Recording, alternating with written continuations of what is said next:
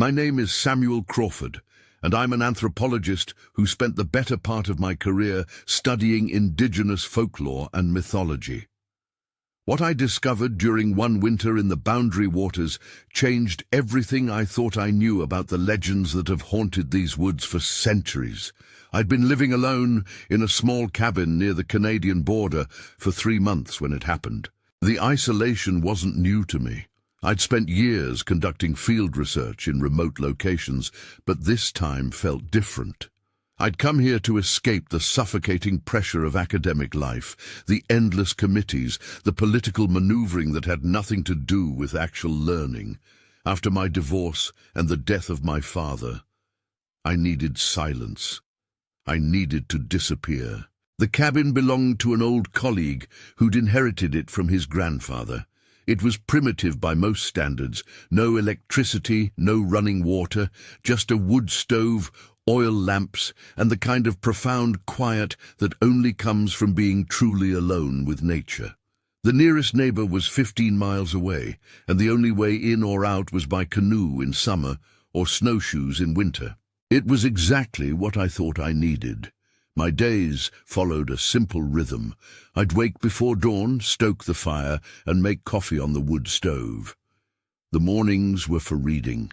I'd brought boxes of books on Native American mythology, particularly focusing on Algonquian traditions.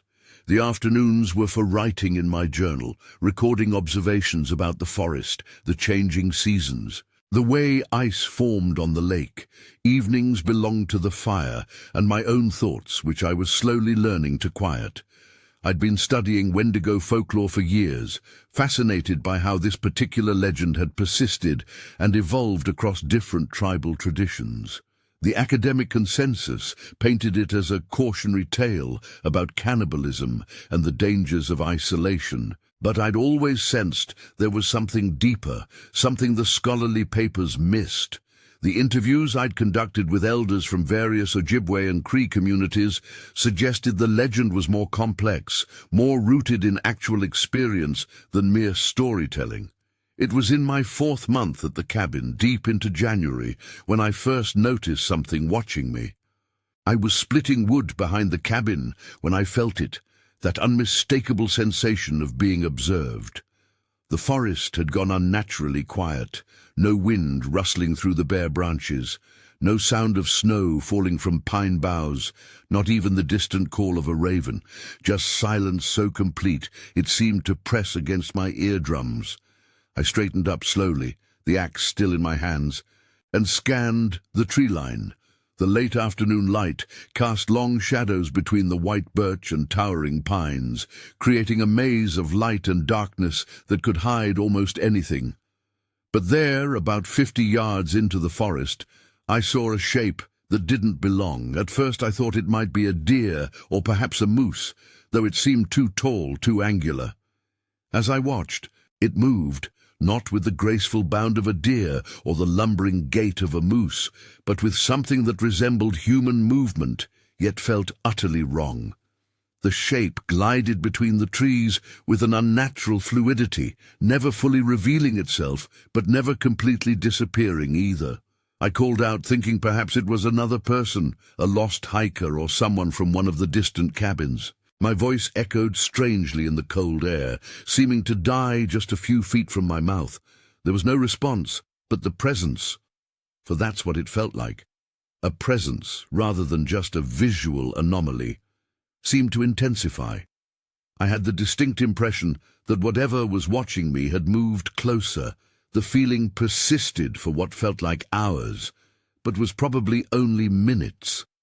Eventually, the normal sounds of the forest returned gradually, a chickadee calling, the soft whisper of wind through pine needles, the distant crack of ice on the lake. When I looked again, the shape was gone. That night I found myself unable to concentrate on my reading. I kept glancing toward the windows, though they showed nothing but my own reflection against the darkness beyond. The rational part of my mind insisted it had been nothing more than shadows and an overactive imagination. I was alone in the wilderness, reading about supernatural creatures every day. It was only natural that my mind might start playing tricks. But sleep came fitfully, interrupted by dreams of being pursued through endless corridors of trees, always aware of something massive and hungry, just out of sight behind me. The next morning brought fresh snow, and with it, tracks. I found them leading from the forest edge to within 20 feet of my cabin, then circling around to the back where I'd been chopping wood. They were unlike anything I'd seen before, roughly human in shape but far too large, each print nearly 18 inches long and 8 inches wide. The depth suggested incredible weight, and there was something about the spacing that indicated a stride longer than any human could manage. But what disturbed me most wasn't the size or the spacing, it was the shape. While roughly resembling human footprints, there were subtle wrongnesses that made my skin crawl. The toes seemed too long, ending in what looked like claw marks. The arch was too pronounced, too narrow, as if the foot had been stretched beyond normal proportions. I followed the tracks for nearly a mile into the forest before losing them on a stretch of bare rock near a frozen stream.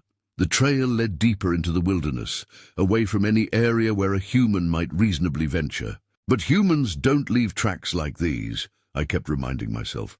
The logical explanations, a bear walking on hind legs, unusual snow conditions distorting normal tracks, felt hollow, even as I listed them in my mind. That evening, I spread my research materials across the small table and began reading with new urgency. The Wendigo was described in various accounts as a cannibalistic creature that had once been human, transformed by the act of consuming human flesh, or by exposure to the darkest aspects of winter hunger and isolation. But the physical descriptions varied wildly from tale to tale. Some described it as a gaunt giant, 15 feet tall, with yellowed fangs and eyes like burning coals. Others spoke of something more subtle, a creature that could mimic human appearance until you looked too closely and saw the predator lurking beneath. A few accounts mentioned the smell, the stench of decay and death that announced its presence long before it could be seen. What struck me as I read was how many of the stories emphasized the creature's intelligence. This wasn't a mindless beast driven by hunger alone, but something cunning, patient, capable of strategy. The elders I'd interviewed had spoken of the Wendigo's ability to call to people in familiar voices, to lure them away from safety by mimicking loved ones in distress. As if summoned by my thoughts, I heard it for the first time that night. I was banking the fire before bed when a voice called my name from somewhere outside the cabin.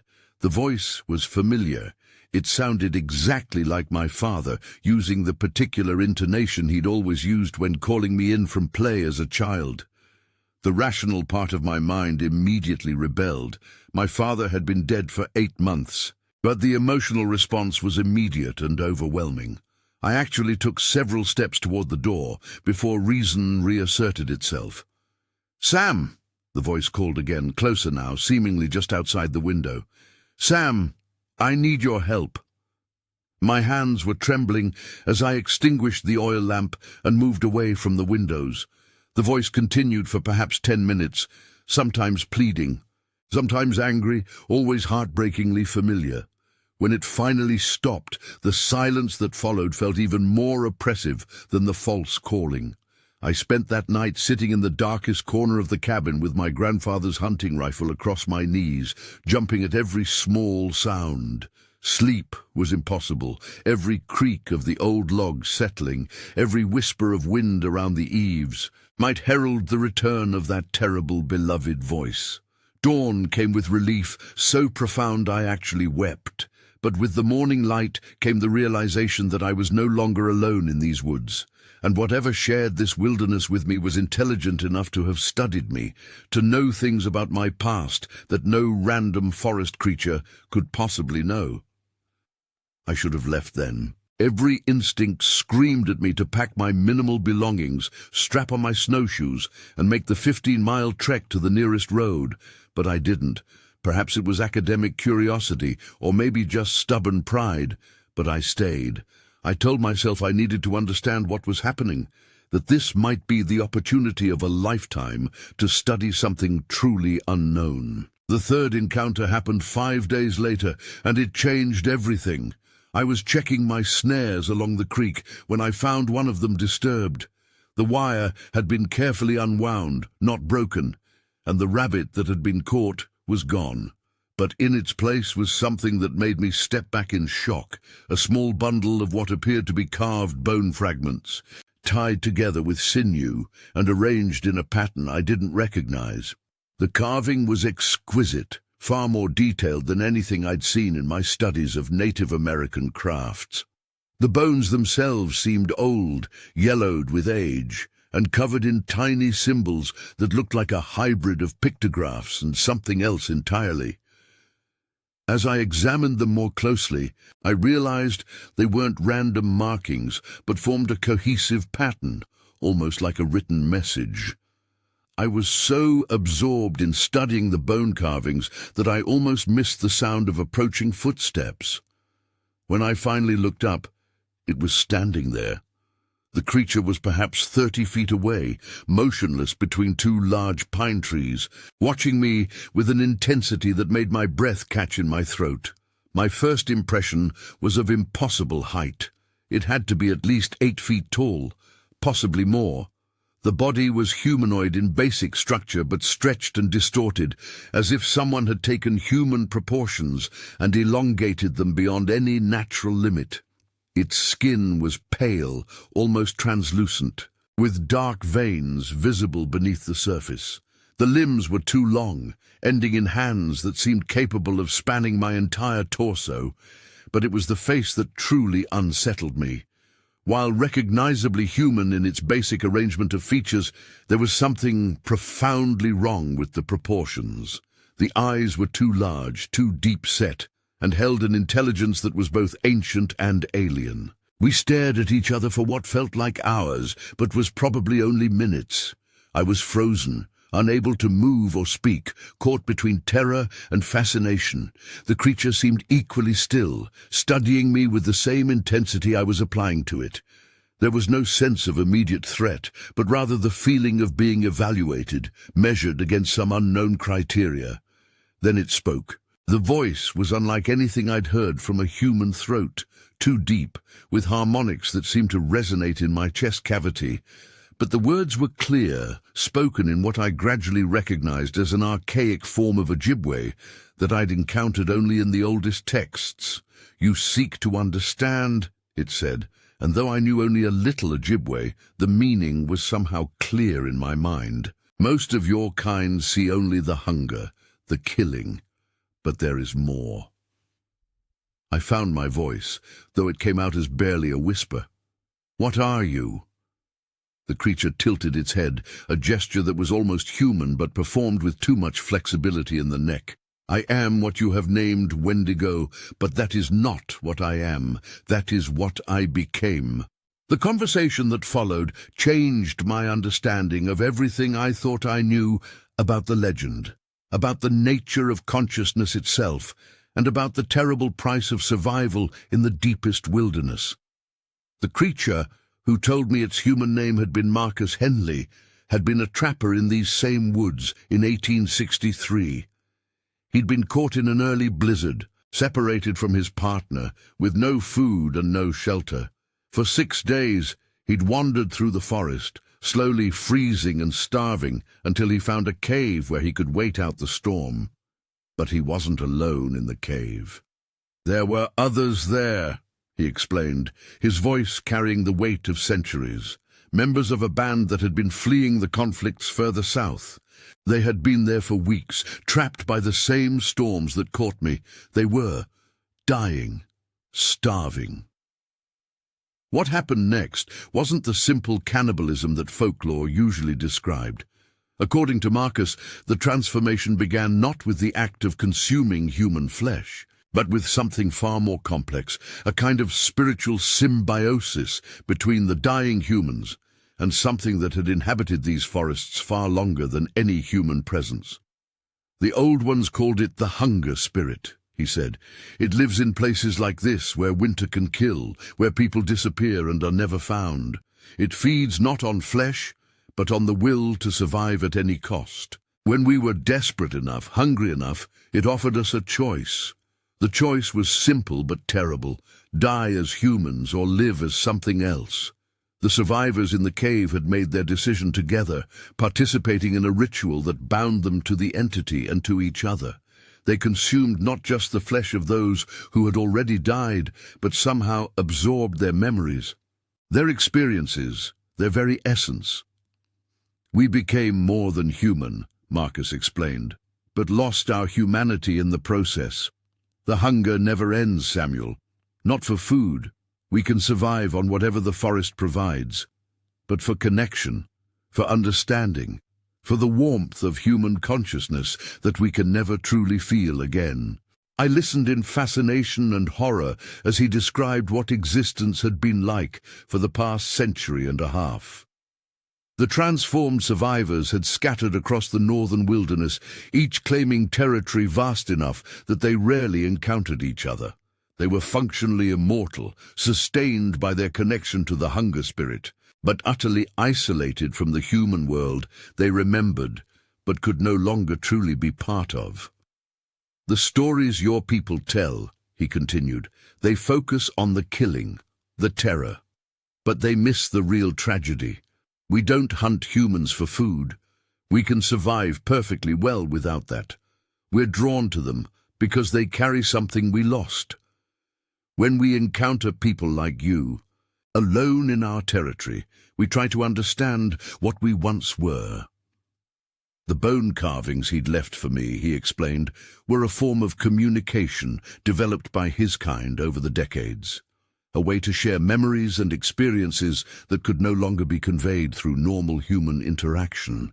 The symbols told the story of his transformation, his centuries of isolation, and his desperate desire to connect with someone who might understand.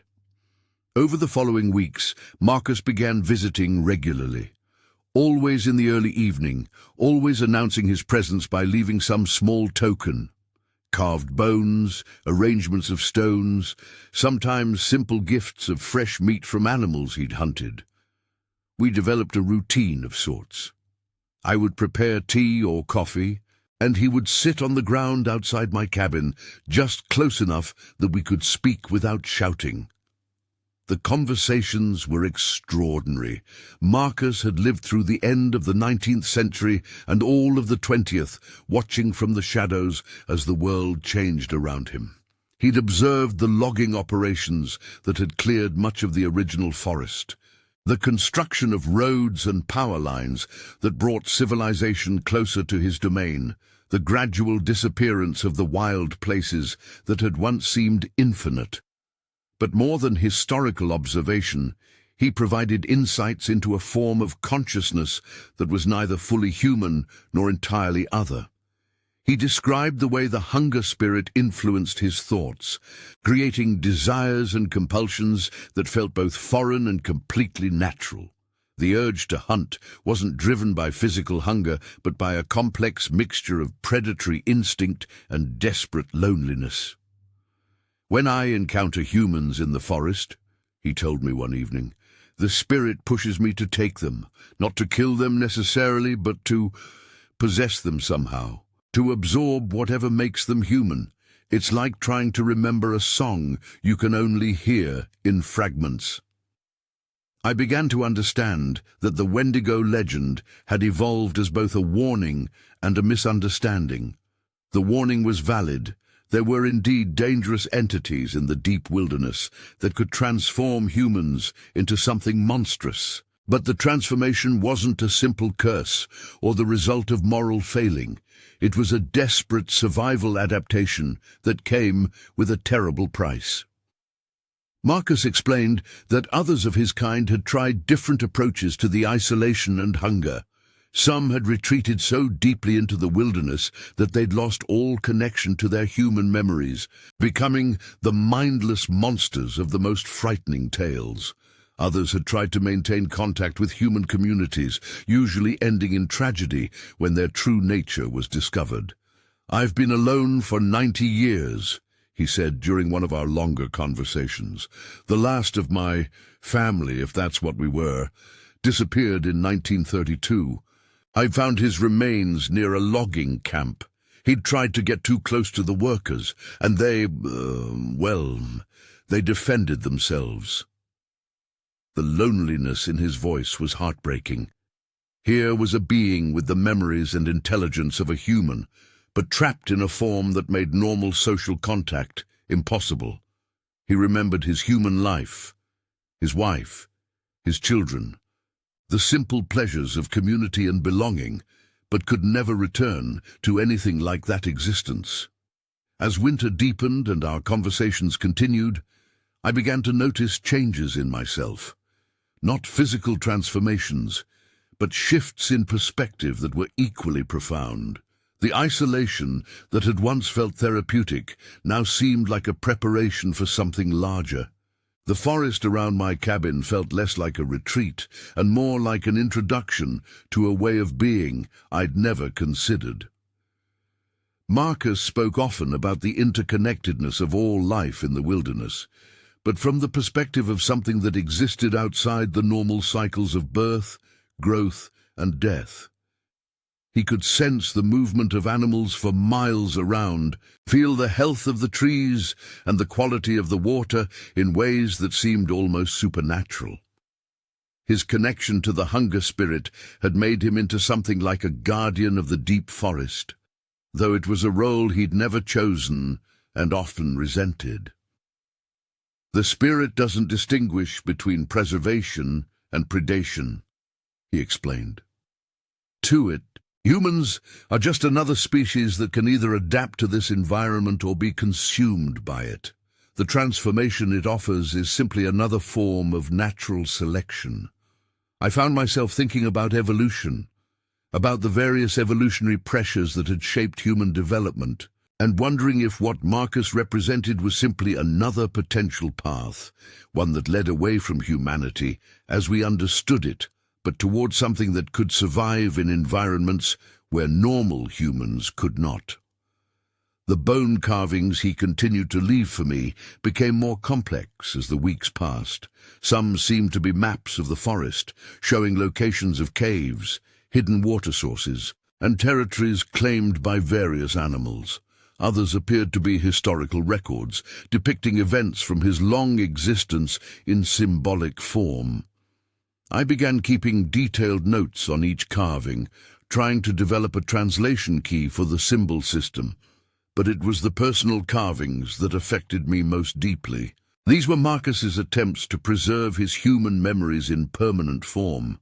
Images of his wife's face, representations of his children at various ages, symbols that captured emotional moments from his human life. He was creating an external memory system, a way to hold on to the parts of himself that the hunger spirit was slowly eroding. Each year, I remember a little less, he admitted one evening. The spirit feeds on more than just the desire for human contact. It consumes the memories that make those connections meaningful. In another century, I may be no different from the mindless creatures the stories describe. The approaching end of winter brought an unexpected crisis. Marcus had become increasingly agitated over the past few weeks, visiting more frequently and staying longer during each encounter.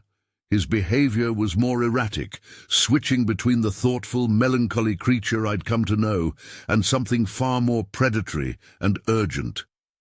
The spring brings changes, he explained. The spirit's influence is stronger when the forest is waking up, when life is returning. I can feel it pushing harder, demanding that I either fully embrace what I've become or find another way to feed the hunger.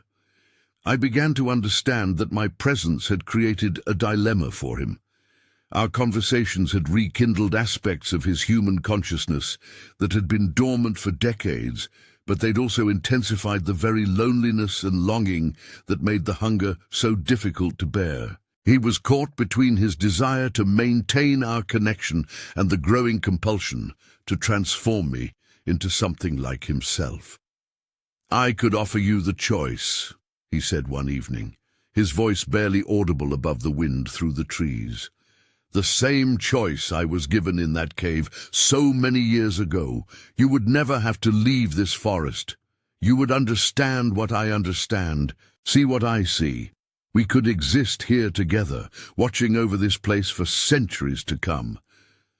The offer was both terrifying and strangely appealing. I'd come to the forest seeking isolation and simplicity, and here was the ultimate expression of both. A chance to step completely outside human society and become something that belonged entirely to the wilderness. But I'd also come to understand the true cost of that transformation through my conversations with Marcus. What would I lose? I asked, though I suspected I already knew the answer. "Everything that makes you human," he replied simply. "Your connections to other people, your ability to feel warmth or comfort, your capacity for hope or joy. You would gain knowledge, strength, longevity, but you would lose the very things that make those gains meaningful." The conversation continued through most of the night. Marcus described the transformation process in detail. It wasn't the simple consumption of human flesh that folklore suggested, but a complex ritual that required genuine consent and understanding of the consequences. The person being transformed had to willingly surrender their humanity, accepting the hunger spirit's influence as a fair exchange for survival and power. But he also made it clear that the choice, once made, could never be reversed. The transformed being retained memories of human existence, but lost the emotional and spiritual capacity to truly connect with those memories. It was a kind of immortal imprisonment within the shell of what you once were. As dawn approached, I knew I couldn't accept his offer, not because I was afraid of the transformation itself, but because I'd seen what it had cost Marcus. His century and a half of existence had been dominated by loneliness and regret, watching the world change around him while being unable to participate in it meaningfully. "I understand," he said when I explained my decision. "In truth, I hoped you would refuse. Adding to the number of our kind would ease my loneliness, but increase the total amount of suffering in the world." The final weeks of winter passed quickly. Marcus continued his visits, but there was a sadness to them now, a sense of approaching ending. We both knew that with the return of spring, other people would begin entering the forest. Fishermen, hikers, researchers like myself. His territory would no longer be the private domain it had been during the deep winter months. "I'll have to retreat deeper into the wilderness," he explained. "Far enough that the chance of human contact becomes minimal again. It's safer for everyone." On his last visit, he brought me a final carving, the most complex and beautiful he'd created. It showed the two of us sitting by my cabin, engaged in conversation, but viewed from above as if by some cosmic observer. Around the central image, symbols spiraled outward, showing the forest through the seasons, the various animals and plants that called it home, and finally, at the edges, representations of the vast wilderness that stretched beyond any human knowledge or influence. "This is how I'll remember our time together," he said. "When the human memories fade, this might be the last thing that connects me to what I once was." I tried to convince him to stay closer, to maintain some form of contact, but he was adamant. The risk was too great, both to any humans he might encounter and to himself. Each interaction with humanity made the hunger stronger, and he wasn't certain he could resist indefinitely. "There may be others like me out there," he said, "scattered across the northern wilderness, each trapped in their own territory and their own loneliness. Perhaps someday someone like you will find them and offer the same gift you've given me, the chance to remember what we were, even if we can never return to it." The morning he left, I woke to find tracks leading away from my cabin toward the deepest part of the forest. But these weren't the disturbing, wrongly shaped prints I'd seen months earlier. These were carefully placed, deliberately formed, almost like a benediction pressed into the snow. He'd taken care to leave something beautiful rather than frightening as his final signature. I stayed in the cabin for another 3 weeks, but it felt empty without the anticipation of his evening visits. The forest had returned to its normal rhythms, birds calling, squirrels chattering, the everyday sounds of a wilderness preparing for spring. But I found myself listening for the particular quality of silence that announced his presence, hoping for one more conversation, one more chance to bridge the gap between human and other. When I finally left the forest in early April, I carried with me not just Marcus's bone carvings and my detailed notes, but a completely transformed understanding of what it means to be human. We define ourselves so often by our differences from other forms of life, by our technology and our social structures and our abstract thinking abilities. But Marcus had shown me that humanity might be more fragile than we realize, that under sufficient pressure we could become something entirely other while retaining just enough self-awareness to mourn what we'd lost. It's been 6 months since I returned to what we call civilization. I resumed my teaching position at the university, published papers on my research, maintained the facade of normal academic life. But everything feels different now. The concerns that once seemed urgent, tenure reviews, publication schedules, professional rivalries, feel like elaborate games played by people who've forgotten how temporary and fragile their human connections really are. I think about Marcus constantly. On cold nights, I wonder if he's sitting alone somewhere in the vast wilderness, watching the aurora dance across the sky and remembering fragments of conversations that briefly made him feel less alone. I've returned to the forest twice but found no sign of him. The cabin remains empty, slowly being reclaimed by the trees and weather. Sometimes I wonder if I made the right choice in refusing his offer. Not because I desire the power or longevity he described, but because I left him alone again after giving him a taste of connection. There's a cruelty in that which haunts my quieter moments. But I also know that my role was never to join him in his exile. It was to witness his story, to understand the true nature of the legends that have frightened and fascinated humans for generations, and to carry that knowledge back into the human world. The Wendigo isn't just a monster from indigenous folklore, it's a warning about what we might become if we lose sight of what makes us human in the first place. The academic papers I've published since my return have focused on the sociological functions of monster myths, the ways these stories help communities define acceptable behavior and maintain social cohesion. But I haven't told the real story, the one that would matter most. Who would believe that I spent a winter in conversation with a creature that shouldn't exist, learning about forms of consciousness that exist outside our normal understanding of life and death? More importantly, I'm not certain the knowledge would be safe in human hands. If people truly understood what Marcus had become and how the transformation worked, how long would it be before someone decided that immortality and superhuman strength were worth the price? How long before some military organization or research group started experimenting with ways to create their own versions of the hunger spirit's bargain? So I keep the real story to myself, sharing it now only because I feel the weight of that knowledge becoming unbearable. Marcus asked me to remember what he'd been, to serve as a witness to the human consciousness that existed within his transformed state. But I think he also wanted someone to understand the choice he'd made and continue making, the daily decision to remain connected to his humanity even when it brought him nothing but pain. The bone carvings sit in a locked drawer in my office, still puzzling to any colleague who might see them, but precious beyond measure to me.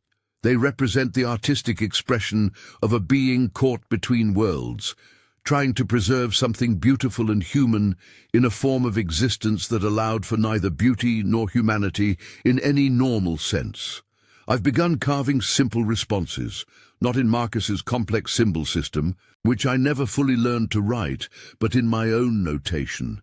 Scenes from our conversations, attempts to capture the emotions and insights that emerged from our impossible friendship. When I finish each piece, I take it into the wilderness and leave it somewhere conspicuous, hoping that he might find it and understand that our connection hasn't ended with physical distance. Because that's what I learned during that long winter in the forest, that consciousness seeks connection across any barrier, that the desire to be understood transcends species and even the normal boundaries between life and death. Marcus had been shaped by forces I could barely comprehend, transformed into something that existed outside normal biological categories, but the core of what had made him human persisted in his desperate need to share his story. And perhaps that's the real lesson of the Wendigo legend. Not that hunger can turn us into monsters, but that even when we become monsters, something essentially human can survive. Isolated, tortured, constantly threatened by forces that would erase it entirely, but persisting nonetheless. The true horror isn't in the transformation itself, but in the loneliness that follows, the knowledge that you've gained power at the cost of everything that made that power worth having. I think about returning to the cabin permanently, withdrawing from academic life and spending whatever years remain to me in the forest where Marcus and I found that brief connection. Not to seek transformation, I understand too well what that would cost, but to maintain a kind of vigil, to remain available should he ever need another witness to his existence. But I know that would be selfishness disguised as dedication. My role is here, in the human world, carrying the memory of what I learned and trying to understand what it means for all of us who still have the luxury of taking our humanity for granted. The forest continues without me, and somewhere in its deepest reaches, Marcus continues his own existence, watching over a wilderness that grows smaller each year, protecting something he can never again truly be part of. He carries the memories of everyone he knew in his human life, but he carries them alone, with no one to share the weight of that remembrance. Except now, there's me, sitting in my comfortable office, surrounded by books and papers and all the apparatus of civilized learning, but forever changed by a winter spent in conversation with something that used to be human. I remember his voice, his careful explanations, his terrible loneliness, and his desperate hope that someone might finally understand his story. And in remembering, I ensure that Marcus Henley, the human being who chose transformation over death in a cave more than a century ago, continues to exist in some form, not the creature he became, but the man who made an impossible choice and somehow managed to retain enough of himself to regret it beautifully. That's the real origin of the Wendigo legend, and it's more terrifying than any tale of supernatural cannibalism could ever be. It's the story of what we might lose in our determination to survive, and the unbearable weight of consciousness that persists even after we've traded away everything that made consciousness worthwhile. The snow is falling again outside my office window, and I find myself thinking of Marcus somewhere in the wilderness, watching the same snow with eyes that see too much and remember too little. In a few months, I'll return to the forest. Not to seek him out, he made it clear that would be dangerous for both of us, but to sit by the lake where we used to talk and remember what it felt like to bridge the gap between human and other, if only for a few precious hours each evening. Because in the end, that's what the story comes down to, the possibility of connection across any distance, any transformation, any barrier that existence might place between consciousness and consciousness. We are all, in our own ways, calling out across the darkness, hoping someone will hear and understand and remember us for what we truly are beneath whatever we've had to become to survive. Marcus heard my call and answered it, sharing his century of isolation with someone who could witness and remember his humanity. And now, in telling this story, I'm making the same call into the same darkness, hoping that whoever hears it will understand that the real monsters aren't the creatures that haunt our forests and nightmares. The real monsters are the forces that would strip away our capacity for connection, for empathy, for the recognition that consciousness, in whatever form it takes, deserves to be seen and understood and honored, even when it comes wrapped in shapes that terrify us.